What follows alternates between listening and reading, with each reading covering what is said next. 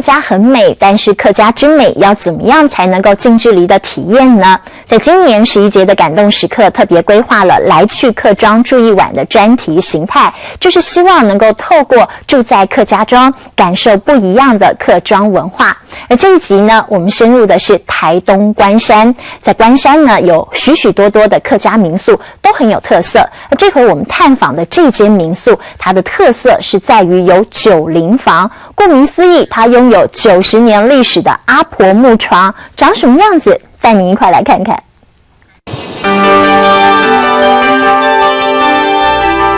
深深浅浅的绿，远近交叠，美得像幅画的台东关山，绝对不能错过的就是这一位关山米。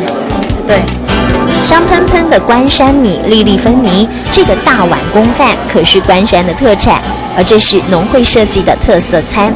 每一样东西都要吃，不要挑食。这是蛋，跟红萝卜的，这个是蔬菜，新鲜蔬菜。客家风肉在地食材，每一道菜都很道地，不但游客喜欢，当地人也常常来品尝，因为这真的很有妈妈的味道。那很多的菜呢，像酸菜啊，都是农民自家种、自家生产的，所以我们吃起来觉得好亲切。台东关山的好风光，一定得要住上一晚，好好感受。小朋友可以住在卡通民宿里，听听虫鸣鸟叫，感受静谧夜晚。这就是我们的90房，这个床有90年的历史。如果想要感受客家风情的游客，可以体验一下90房。90房顾名思义，光是木头床就很有历史。这个打超有味道的，还有这个橱柜，也是阿婆的嫁妆。这个是50年了，所以这个打开来，里面都还有那个 hinoki 的香味。民宿主人嫁来关山的客家庄，希望保留小时候的记忆，所以千里迢迢从新竹运来这些传家宝。黎明起早也有的忙，因为这一连串的 DIY 活动等着游客来体验。环保风车也是关山的特色之一，所以游客也能做一个属于自己的特色风车。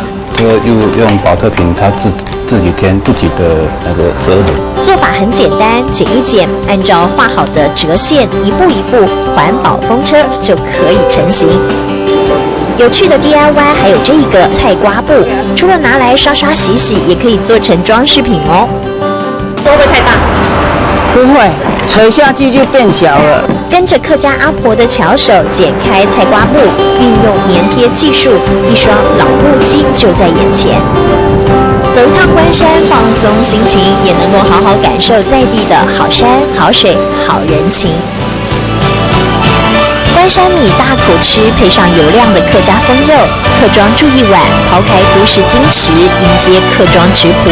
当阿婆手上的菜瓜布都别有童趣，拥抱单纯的感动时刻。